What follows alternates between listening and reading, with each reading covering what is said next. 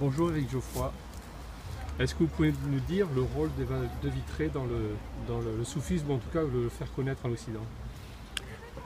Eva, que j'ai connue entre 1983 et 1985 et qui a été déterminante dans mon propre parcours spirituel. Eva est celle qui a fait connaître Jalaluddin Rumi, Mevlana, donc le grand poète persan qui est mort en 1273, celle qui l'a fait connaître au monde francophone. Rumi était déjà connu dans le monde anglophone, elle était déjà traduit en partie. Mais donc dès qu'elle a découvert ce personnage, en traduisant en français le livre de Mohammed Iqbal, un grand penseur et soufi indien qui est mort en 1938, reconstruire la pensée religieuse en islam, elle a découvert que Iqbal parlait de son maître c'était Rumi, qui lui était mort en 1973, et donc donc après elle a consacré sa vie, elle a appris le persan, et puis donc elle a traduit Rumi, elle a écrit sur Rumi.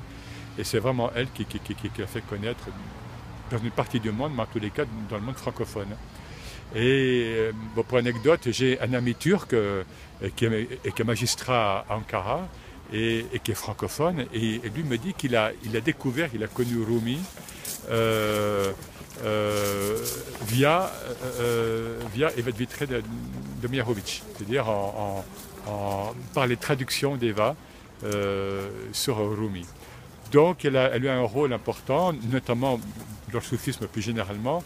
Elle a fait une anthologie du soufisme, donc, qui a été republiée depuis, qui prend en compte vraiment l'héritage soufi un petit peu universel. Elle-même n'était pas arabisante, elle me le disait, mais son apport vraiment principal, c'est de nous avoir fait découvrir ce parfum donc, de Rumi. Encore une fois, donc en écrivant sur lui, en le traduisant surtout, et donc elle a traduit donc, le Masnaoui, et pour elle c'était une œuvre énorme, parce que c'est comme c'est en termes de quantité déjà, 45 000 vers à peu près, et voilà, et donc c'est un grand témoin aussi, c'est un grand témoin spirituel, par sa propre quête et son propre parcours spirituel. Alors, nous sommes ici à Konya, donc une des villes principales de Turquie, et elle a souhaité se faire enterrer donc, ici. Pourquoi?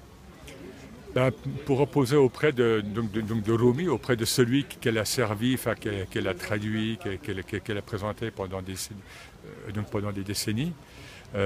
Donc c'est voilà, c'est-à-dire reposer, même si après la mort, le corps, l'âme, voilà, elle va ailleurs, elle se déplace, elle retourne vers le divin, mais elle voulait quand même, ça c'est de la tradition islamique, hein, mais on le trouve bien sûr ailleurs, dans d'autres traditions spirituelles, elle voulait quand même